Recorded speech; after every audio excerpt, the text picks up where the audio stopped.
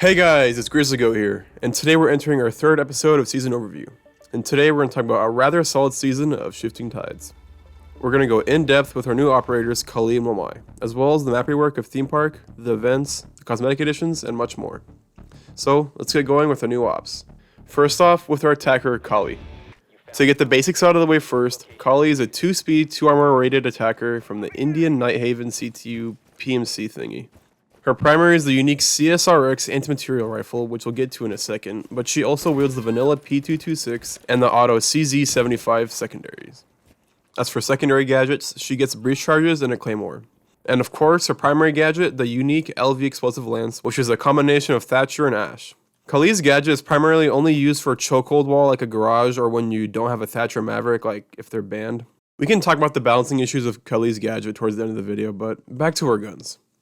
Kali's rifle is quite possibly the most unique gun in the game next to Kaz Lusion, but as you know, torso shots are an automatic knockdown, which in practice sounds amazing. But it's a bolt action, so if you miss your shot and that person you're shooting targets you back, you're screwed.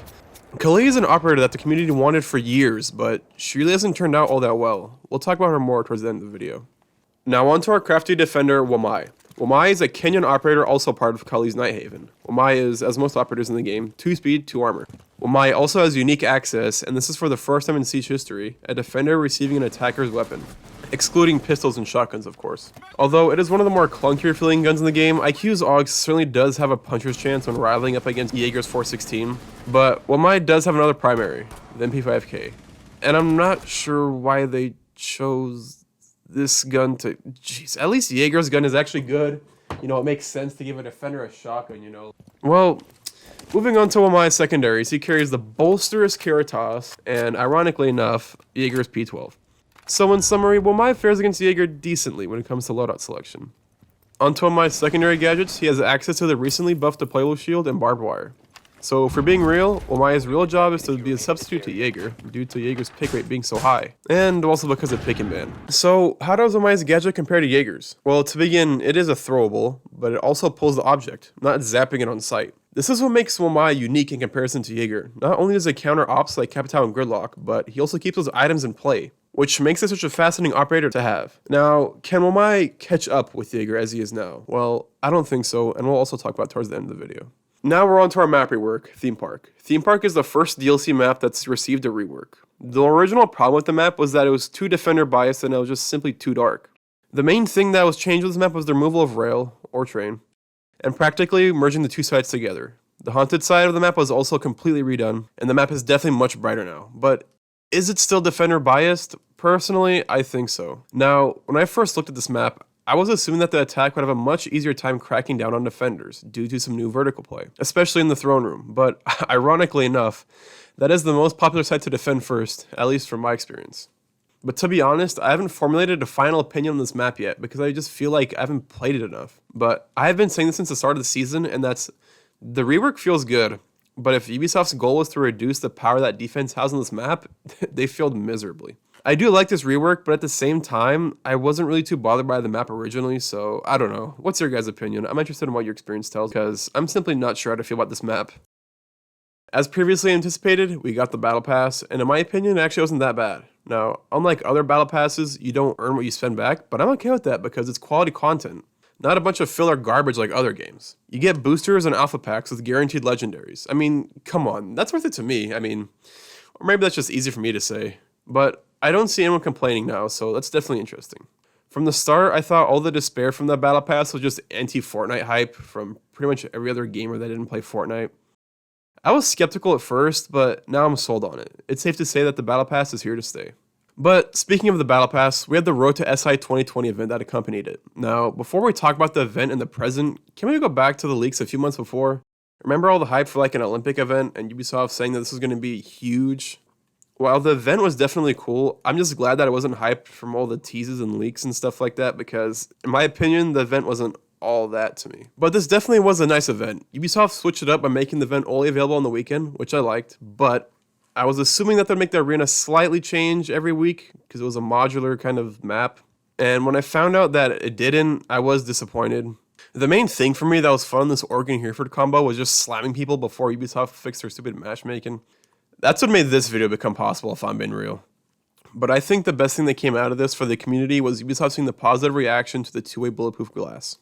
Personally, myself, I like it, and I hope it comes to map in the future. And one more thing I almost forgot to mention was that the ops were unlocked for everybody, which I found a good move by Ubi. It didn't really affect me at all, but this is a good gesture to the newer player base. In summary, I'm glad that the Battle Pass was joined with this event, but the event itself was meh at most. Then, of course, we had the usual map rotations for our casual or quick match playlist. Now, moving on to our gameplay additions, we have the new limb penetration system. Ubisoft's main goal with this was to make hitboxes realistically more accurate. For example, if you flash an enemy and they raise their hand up to their head, if you directly hit that hand that was in front of their head, it would not count as a headshot. But after this update, that is no longer the case. And it is also a nice thing just to have in general because bullet penetration should make some sort of sense. The next small but major change was the addition of the exit rappel. This is honestly extremely useful when trying to take advantage of those long lines of sight without having to reveal too much of yourself. I've heard some people complain about this, but that's just simply because they're just too lazy to push a damn button. Jackal also received his mini rework this season, finally. I made a whole video on this topic of Jackal, but Ubisoft made Jackal just more of a realistic operator to fight against, forcing him to actually make decisions rather than just him pushing a button to get instant intel. It seems to be working a little bit, but in my own opinion, making it so that crouching doesn't reveal footprints seems fine to me, but hey.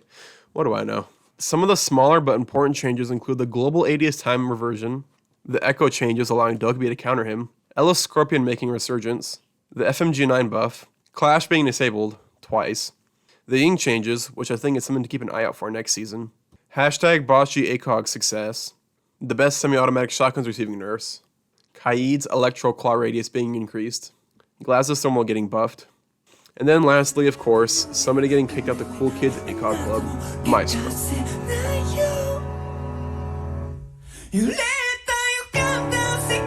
Now, before we kick it off into our cosmetic portion of the video, it is important we mention this as well, and that is the passing of the torch. If you're not aware, there has been a shifting of the dev team personnel that has been finalized.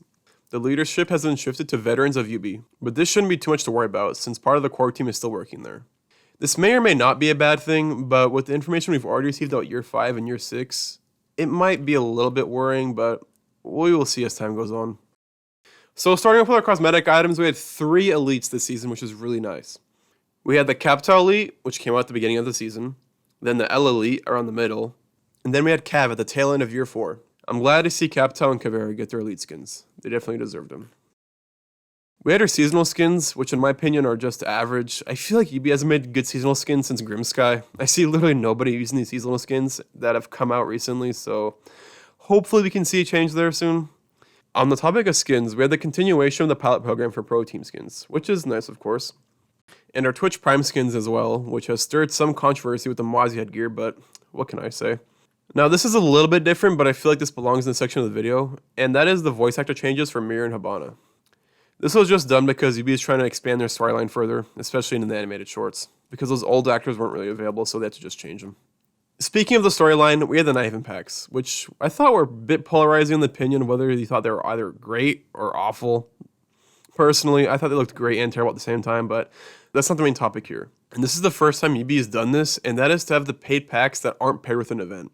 I mean, think about it. Every event in the past has had packs paired with it, except for this season. That would be something I would keep an eye out for in the future, if UB pairs these events with passes rather than packs. So the state of Siege this season, I would say, was stable. All the additions came at the beginning of the season, while the event just coasted us into the next year. This season was more of a question of how Siege will be in the future, ranging from next-gen consoles and how the Vulkan API will handle for PC users. This season was also a step up of Ubisoft's intention to expand the R6 storyline.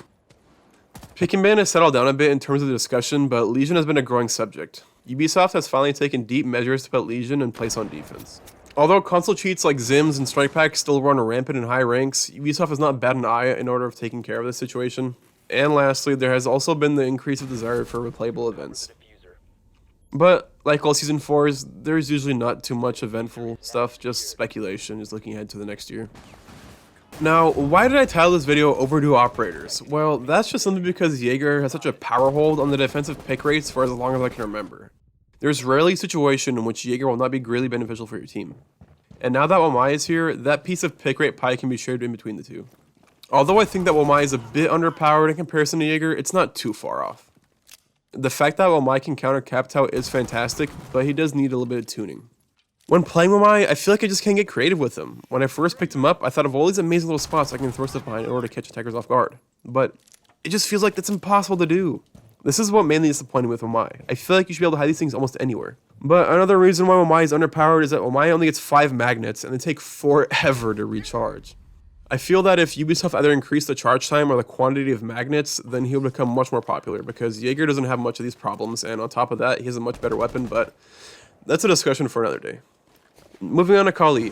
Why is she overdue? Well, it's plain simple. The community was in desire of a bolt-action rifle for years, anticipating its eventual release. But there's a problem with Kali. She really isn't all that popular. As I previously mentioned, her gun is a difficult thing to wield, and that has its own opinions all over the community, wanting to give her a second primary. But my issue is with her gadget. The practicality of her gadget seems so limited. I only see it being practical for garage walls, but at the same time, there are so many better options, especially when Maverick or even frag grenades exist. She should see some decent buff with her gadget, because personally, I just don't see her being practical. What's your guys' opinion on Kali's state? Let me know in the comments, because she's a confusing operator to me. So to summarize the season all up, we've had these 2 Nighthaven operators that were a long time coming, a solid but questionable map rework, a slightly overhyped but decent mid-season event, the introduction of a battle pass, and some moderately sized gameplay tweaks. I think this season was a solid preparation for year 5 ahead of us, but hey, I'm just one guy. What do you guys think? Am I completely off, or do you feel like it resonated well? Did I forget anything? Let me know anything you have to say in the comments below. If you enjoyed this video, I would greatly appreciate a like, and if you want more content like this, hit the sub button. Take care, all of you. Grizzly Goat out.